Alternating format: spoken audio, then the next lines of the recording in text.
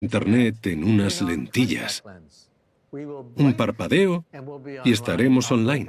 Otro parpadeo y veré tu biografía flotando a tu lado. Si quiero ver una clase, la pediré y podré verla en esa lentilla. Los universitarios, por supuesto, serán los primeros en comprárselas para hacer exámenes. La memorización quedará obsoleta. Los elementos de la naturaleza, la tabla periódica, parpadeas y los tienes.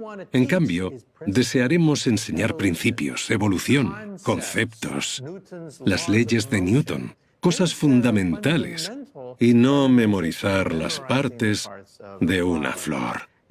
Por eso creo que nuestro sistema educativo está anticuado. La gente se gradúa en la universidad con una buena educación que les haría prosperar y vivir en el mundo de los años 50. Pero el problema de graduar a toda esta gente para que vivan en los años 50 es que ya no estamos en los años 50. Vivimos en la era moderna, de Internet, del GPS, de los satélites, pero no lo enseñamos así en las escuelas. Te voy a poner un ejemplo. A veces enseño física a estudiantes de medicina en mi universidad.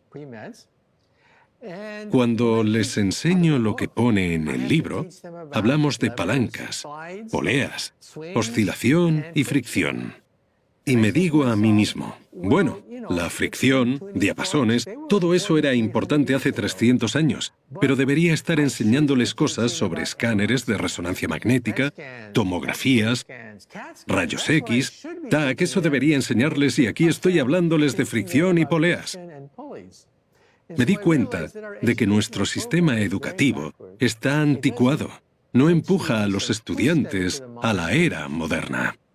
En su posición como profesor, ¿intenta cambiar eso? ¿Enseña a los doctores sobre tomografías, rayos X y estas cosas? Bueno, intento hablar de ello. Cuando hablamos de electricidad y magnetismo, intento enseñarlo del libro. Aquí hay una bobina, la enrollas y se crea un campo magnético. Y luego intento enseñarles que un día ese campo magnético estará alrededor de sus cabezas o sus corazones, que van a fotografiar el interior de su cerebro usando lo que acaban de aprender en el libro sobre electricidad y magnetismo. Por eso creo que tenemos que cambiar la manera en que enseñamos. Enseñamos a memorizar. Y sí, tienes que saberte algunas cosas, pero en el futuro no te hará falta más que parpadear para ver la información en realidad virtual. Así que, ¿cuál será la función de los profesores en el futuro? Tendrás profesores robot en las lentillas y con un parpadeo verás la clase de ayer allí mismo. ¿Para qué quieres un profesor humano? Porque necesitas un mentor. Los robots no pueden ser mentores. Los robots no pueden ponerte deberes y ayudarte a elegir carrera. No pueden darte consejos personalizados. Son máquinas calculadoras. Muy sofisticadas, pero son solo eso, máquinas calculadoras. Y ahí es donde entrará el profesor humano. Creo que la educación debería ser diferente. No se trata de memorizar. Primero se trata de tener un modelo a seguir. Para mí fue Einstein. Mi padre era jardinero. No tenía ni el graduado escolar y no hablaba bien en inglés. Para mí, primero, se trató de tener un modelo a seguir y segundo, de que mis padres me orientaran y me apoyaran. No sabían qué estaba haciendo, pero sabían que si construía un colisionador de partículas en el garaje, sería bueno en algo. Y tercero, tienes que tener esa epifanía, ese shock al darte cuenta de que el universo es genial, es glorioso y precioso. Así que creo que esos son los 3 ingredientes que hacen falta para crear un joven científico. Si la memorización no es lo que tenemos que enseñar a los niños, ¿qué tenemos que enseñarles si queremos educar a personas que vayan a tener un impacto en el mundo? Lo primero que tenemos que enseñar son las cosas básicas: aritmética, contabilidad, manejo de dinero, para que puedan sobrevivir. Deberíamos dejar a un lado todo lo que es memorizar por memorizar. como aprenderse todos los animales, todas las plantas, los nombres de todo, porque en el futuro podrán verlos con un simple parpadeo. Tenemos que asegurarnos de que lo que enseñamos a los estudiantes les resulta útil. A veces la gente viene y me dice: profesor, esto es útil. Puedo usar esta información. ¿Cómo funciona una televisión o una máquina de rayos X? Todo lo que tenemos alrededor es un misterio. Una persona normal pasa toda su vida sin cuestionarse, sin ser consciente de lo que le rodea. Estamos rodeados de tecnología. La tecnología está por todas partes. ¿Pero cómo funciona? No lo sé, le das al botón. Pero llegará el día en que ese conocimiento afecte a tu carrera, a tu salud y a tu vida, porque de ahí procede el bienestar. Siempre digo a mis estudiantes: ¿por qué somos tan prósperos con todas estas riquezas a nuestro alrededor? Un político diría que gracias a los impuestos. Es lo único que se oye en la televisión. Impuestos para esto y para aquello. Pero los impuestos solo cambian el dinero de manos. No crean riqueza. El bienestar no viene de los impuestos. Viene de la ciencia y la tecnología. Imagina que entro en esta habitación hace 200 años. Hace 200 años, justo aquí, si alguien entrara, ¿qué vería?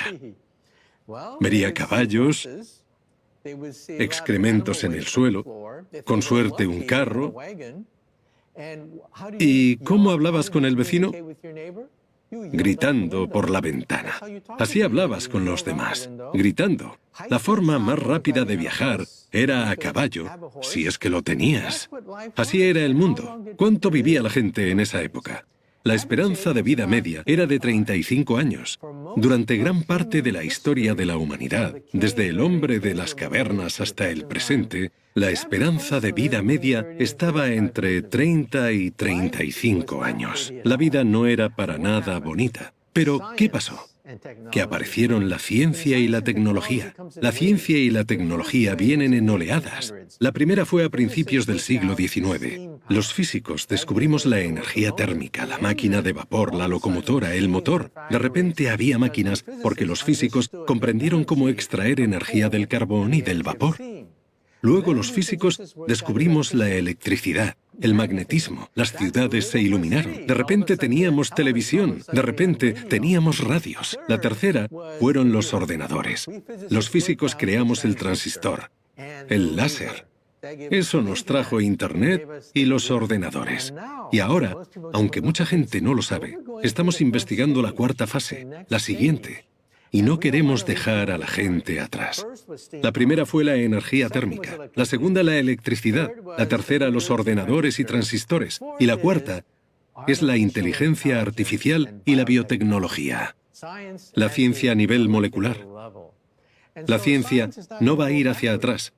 Hay que ir aprendiendo con cada revolución. Y por eso quiero enseñar a la gente por qué esto es importante. Porque va a afectar a sus trabajos, a sus sueldos, a su estilo de vida, a su función en la sociedad. Van a votar para tomar decisiones para los políticos que ponen los impuestos. Pero lo que crea riqueza es la ciencia y la tecnología. ¿Cuándo se dio cuenta? Porque la biotecnología y la inteligencia artificial son bastante nuevas y usted lleva mucho tiempo siendo un divulgador científico y hablando sobre los peligros del cambio climático, de lo que hablaremos luego, y de todo lo que tiene que ver con ciencia. ¿Cuándo se dio cuenta de que tenía una responsabilidad, de que tenía que educar a la gente? Durante la mayor parte de mi juventud, me centré mucho en entender la teoría unificada, la teoría del todo. Y me convertí en uno de los fundadores de la llamada teoría de cuerdas, que creemos que es la teoría del todo. La teoría de cuerdas dice que todo lo que vemos a nuestro alrededor, los átomos, protones, neutrones, no son más que cuerdas elásticas que vibran. Esto es un electrón, esto es un quark, esto es la partícula ángel. No son más que diferentes vibraciones de una cuerda. ¿Por qué tenemos partículas subatómicas? Son notas de una cuerda muy pequeña. ¿Qué es la física? La armonía que se puede crear con esas vibraciones. ¿Qué es la química? La melodía que se puede tocar con esas cuerdas. ¿Qué es el universo? Una sinfonía de cuerdas. ¿Y qué es la mente de Dios? Es música cósmica, resonando a través del hiperespacio. Eso es la mente de Dios. Pasé muchos años aprendiendo esto, creando la física que está detrás de esta teoría. Pero luego estuve en el ejército y mi vida volvió a cambiar. Porque estábamos en una guerra y la gente estaba muriendo. Cientos de soldados morían cada semana en Vietnam. Y tuve que preguntarme a mí mismo algo muy sencillo. ¿Por qué causa daría yo mi vida? La mayoría de la gente pasa su vida sin pensar en la muerte, en el fin de la vida. Pero ahí estaba yo, hablando con soldados que acababan de volver de Vietnam, que decían que la muerte es algo con lo que vives cada día, con la muerte y el fin de la vida. Así que me dije, ¿cuál es el significado de todo esto? Y me dije, tengo todo este conocimiento y no vale para nada. Puedo coger una hoja y calcular las propiedades de los átomos, de las moléculas del aire, del sol. Puedo calcular la naturaleza de las estrellas. Y todo para nada, porque vamos a morir en Vietnam. Por suerte, la guerra estaba acabando y no llegué a estar en servicio activo. Estuve 2 años en el ejército. Aprendí todo sobre metralletas, artillería e incluso disparé con un tanque. Pero de repente era libre. Me llegó una carta diciendo que la guerra estaba acabando. Y me dije, debería hacer algo. Si tengo todo este conocimiento, ¿por qué tiene que morir conmigo? ¿Por qué no contar a la gente que el conocimiento es poder? Que el conocimiento es democracia, que empodera. Muchos científicos creen que la ciencia es moralmente neutral, como un martillo. Yo no lo creo, difiero. Sí, un martillo se puede usar para hacer el bien y para hacer el mal, pero no es lo mismo. En Internet se difunde información, y la información distribuye el poder, porque la gente se empodera gracias a esta información. Se dan cuenta, no tengo por qué vivir así, no tengo por qué vivir en una dictadura. Mira cuánta gente es libre, puedo ser como ellos. Internet crea democracia. La gente obtiene poder y como consecuencia tendremos guerras, sí, pero serán menos porque la gente tendrá el futuro en sus propias manos. Las democracias no van a la guerra contra otras democracias. Profesor Kaku, uno de los temas que lleva tiempo tratando es el cambio climático y los peligros que conlleva. Pero creo que es usted optimista. Leí que dijo que si, por ejemplo, construyéramos fábricas que nos permitieran almacenar la energía creada con fuentes renovables, aún tendríamos una oportunidad. ¿Estamos en un punto en que no podamos evitar la catástrofe o sigue habiendo esperanza para la Tierra? Bueno, soy optimista. Si hablamos de historia, la unidad más pequeña de la historia es la década. Cualquier cosa menor que una década puede sufrir fluctuaciones aleatorias, pero al mirar la historia de la humanidad década a década, se puede ver el enorme progreso que hemos hecho. Pensemos en nuestros abuelos. Vivían en un mundo sin televisión. La electrónica estaba comenzando a despegar, con los telégrafos, por ejemplo. Y aquí estamos, en la era de la electricidad y la energía nuclear. Vemos mucho progreso de década a década. Pero hay buenas y malas noticias. La mala noticia es que nos enfrentamos a los peligros de la proliferación nuclear, de la biotecnología fuera de control y del cambio climático. Y tenemos que darnos cuenta de que los glaciares de nuestro planeta están desapareciendo, de que el Polo Norte se hace un 1% más pequeño cada año. El nivel de los océanos está subiendo. Hay cada vez peores tormentas, más hambruna, más sequías e inundaciones a causa de las fluctuaciones en el clima debido al cambio climático. ¿Cuál es la buena noticia? La buena noticia es que cada año decimos que la energía solar y la eólica están a un paso de ser tan efectivas como el carbón. Pero ¿qué pasa? Todo el mundo espera que las tengamos ya, pero hay un problema. El problema no es la célula solar, no es el molino de viento. Siempre olvidamos que el problema es el almacenamiento. Es la batería. Siempre se nos olvida. Creemos que todo obedece a la ley de Moore, que dice que el poder computacional se dobla cada 18 meses. Esperamos que todo se doble cada 18 meses. Pero no. Las baterías llevan estancadas unos 100 años. Hace 100 años, Thomas Edison y Henry Ford hicieron una apuesta. Eran amigos. Y se preguntaron qué daría energía al siglo XX. Henry Ford dijo que la gasolina y Edison dijo que las baterías. Todo el mundo se rió de Henry Ford. ¡Ja! ¿Gasolina? ¿Vas a morir en un accidente de coche cuando explote? ¿Vas a tener surtidores en cada manzana? Venga ya, es una estupidez. ¿Pero quién ganó? Henry Ford, porque la gasolina es muy práctica y nos encanta. Pero las baterías están por fin recibiendo la atención de los inventores. La eficiencia de las baterías se está incrementando en un 70% cada año, porque los inventores están trabajando para crear una superbatería. Piénsalo, cuando no brilla el sol y no hay viento, ¿qué pasa con las fábricas solares o eólicas? Nada, pierdes dinero, están ahí sin hacer nada.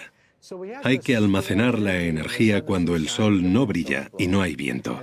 Por eso los inventores están creando una superbatería. Elon Musk, por ejemplo, que es famoso por hablar de ir a Marte y al espacio exterior, ya está comenzando a comercializar la primera superbatería que puede vender a empresas de servicios públicos para que tengan la mayor cantidad de energía posible en cualquier estación. Incluso cuando la demanda de energía es más alta. Por ejemplo, en invierno, todo el mundo quiere calefacción. Estamos en una situación en que tenemos la tecnología necesaria para que la energía solar y la eólica se conviertan en una realidad. Estamos realmente a un paso de hacer que sean rentables y salgan al mercado. Si miramos al futuro, dentro de 10, 20, 30 años, ¿cómo cree que afectará el cambio climático a nuestras vidas? Creo que los climatólogos están asombrados por lo rápido que están cambiando las cosas. No se puede atribuir cada huracán o inundación al calentamiento global. No se puede, porque es un fenómeno mundial. Se refleja en un promedio. Hay que ver la media mundial cada año para ver el calentamiento global. Todos los indicadores apuntan hacia arriba. Es decir, los glaciares se derriten más rápido, hay más incendios forestales, más inundaciones. Los incendios e inundaciones son más graves. El nivel de los océanos ha subido. El verano dura una semana más. Los granjeros lo saben bien. Todos los indicadores están apuntando hacia arriba. Las temperaturas están subiendo. En la última década hemos visto las temperaturas más altas de la historia de la ciencia. Pero aunque las cosas estén yendo más rápido de lo esperado, aún tenemos tiempo. Y creo que la democracia es la mejor forma de gobierno, pero es muy lenta. Y las cosas llegan a su límite antes de que la gente diga, vale, hay que ponerse las pilas y hacer cambios. Lo que va a pasar es que, por desgracia, vamos a llegar al límite. Por ejemplo, yo vivo en Manhattan. Wall Street está en Manhattan y ya se está hablando de presas y diques. No vivimos en Holanda, pero ya estamos hablando de métodos de control de inundaciones carísimos para Boston, para San Francisco, Los Ángeles y Nueva York. Y la gente se está dando cuenta de que todo eso lo van a pagar ellos. Ya no es una teoría. Sus impuestos hoy mismo se van a dedicar a construir presas alrededor de Manhattan. Creo que en una democracia la gente se va a dar cuenta de repente de que las cosas van en serio. Profesor Kaku, ha mencionado la inteligencia artificial como una de las tecnologías o la tecnología más influyente en nuestra economía y nuestra sociedad. Creo que fue este año, leí un estudio que analizaba la percepción de la sociedad de la inteligencia artificial. Me sorprendió que la mayoría de la gente, especialmente en Estados Unidos, apoyaba esta tecnología, mientras que solo unos pocos tenían miedo de ella. ¿En qué lado está usted? Estoy dividido entre los dos. Hay que tener en cuenta la línea temporal. Creo que durante las próximas décadas, la inteligencia artificial dará trabajo, creará riqueza y nuevas industrias, hará nuestras vidas más fáciles y eficientes. No habrá problemas para eliminar los obstáculos de la vida mientras pasamos de un punto al siguiente. Pero no seamos ingenuos. A finales de siglo, los robots serán cada vez más inteligentes. Los robots no saben que son robots. No tienen conciencia de sí mismos. No piensan en robots contra humanos. De hecho, nuestro robot más avanzado tiene la inteligencia de una cucaracha, y una no muy lista. Pero con el tiempo, los robots serán tan listos como un ratón. Con las décadas serán listos como una rata, luego como un conejo, como un perro o un gato, y para finales de siglo, tanto como un mono.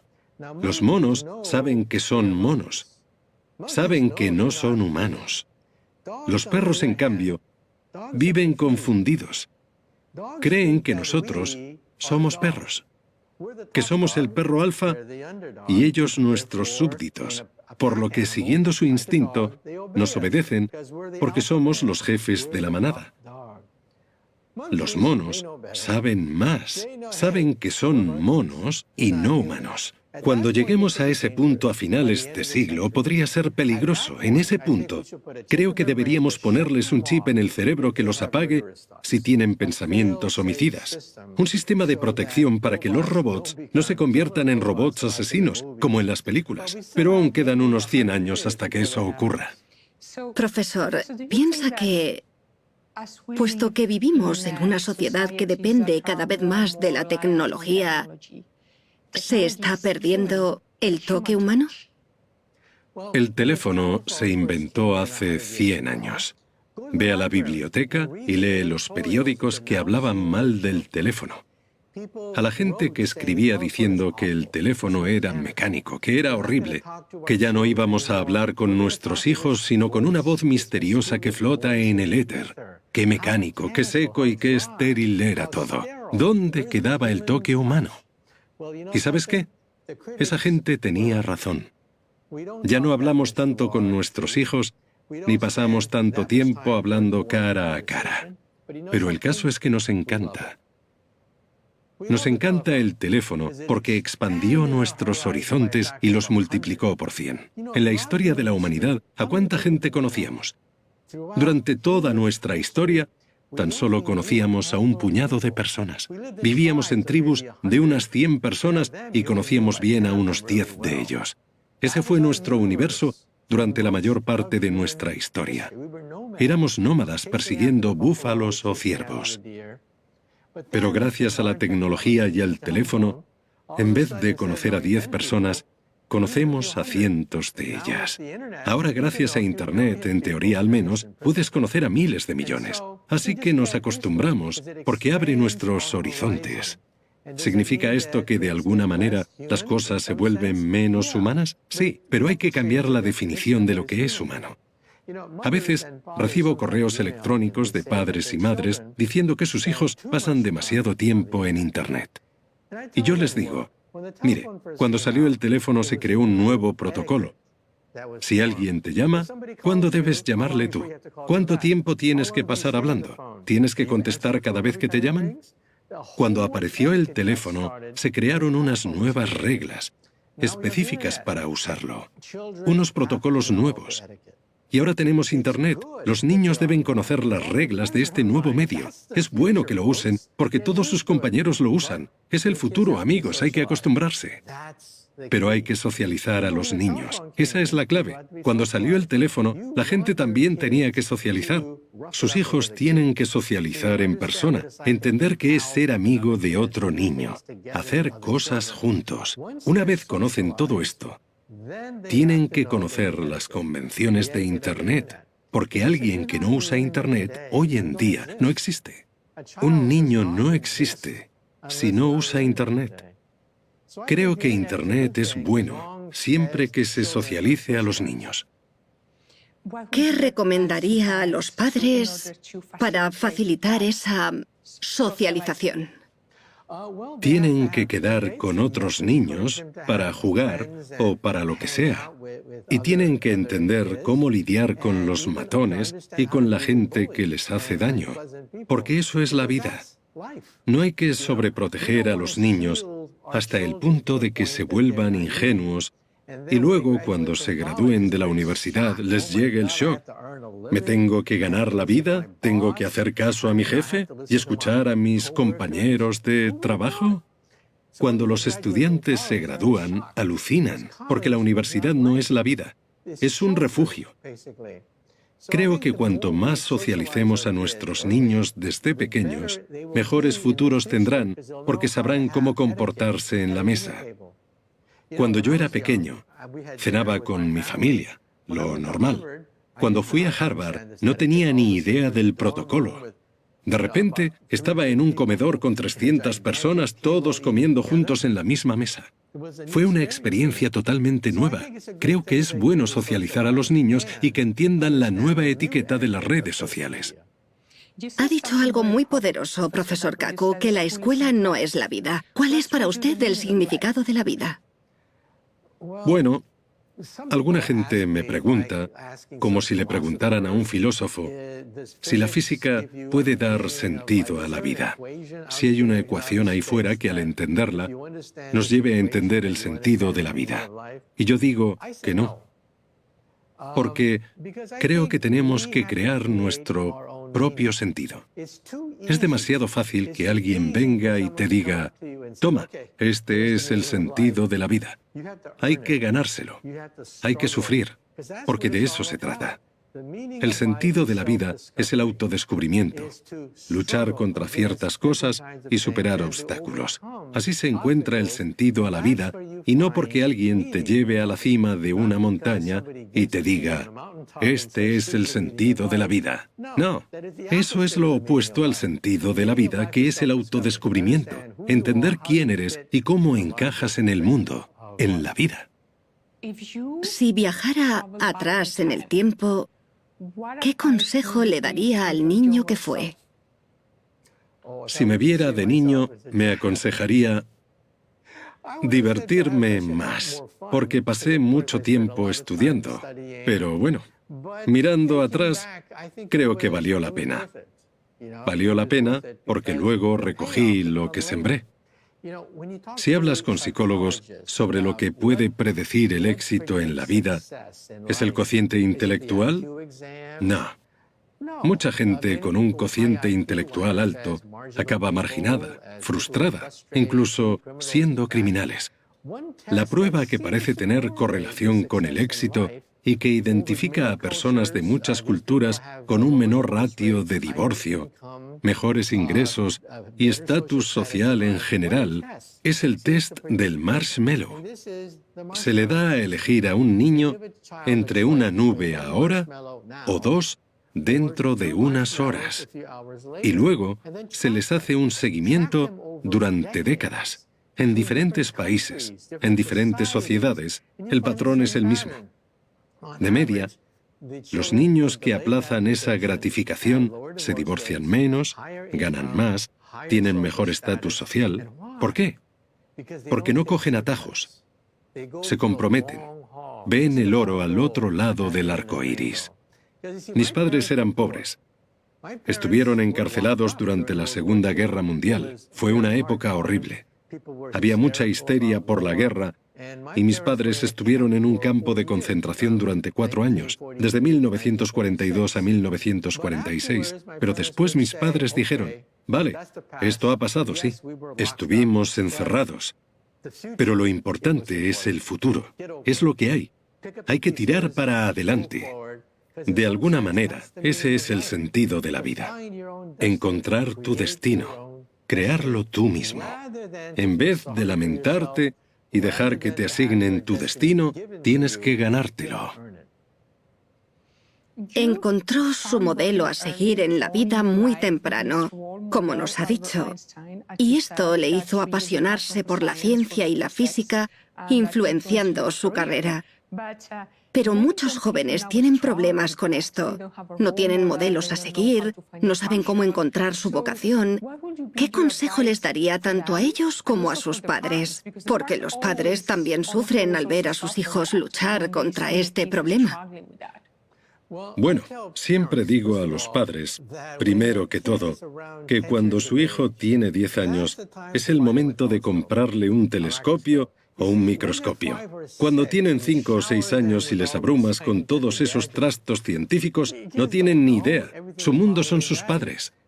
Pero a los 10 años empiezan a ser curiosos. Quieren saber qué hay ahí fuera. ¿Qué pasa en el mundo? Así que les digo que les compren un telescopio o incluso unos binoculares con los que ya verán un mundo nuevo. Que les compren un microscopio para que vean que hay otro mundo muy pequeño. Que les compren un kit de química para que vean de qué están hechas las cosas y lo que pueden hacer los átomos. Que les lleven al planetario a ver la naturaleza en acción. Cuando el joven Richard Feynman, que ganó un premio Nobel, era un niño, su padre le llevaba al bosque y le enseñaba cosas sobre los pájaros. ¿Por qué son de la forma que son? ¿Por qué tienen esos colores? ¿Por qué tienen el pico así? ¿Por qué? ¿Por qué los pájaros son como son? Al final, el joven Feynman lo sabía todo sobre los pájaros, cómo evolucionaron, cómo cazaban, cómo conseguían comida. Y entonces, un día, un matón le enfrentó y le dijo, Dick, ¿cómo se llama ese pájaro? Y se quedó pasmado. Lo sabía todo sobre ese pájaro excepto su nombre. Así que le dijo, no sé cómo se llama. Y el matón le contestó, ¿a ti qué te pasa? ¿Eres tonto? Y en ese momento, Feynman lo comprendió.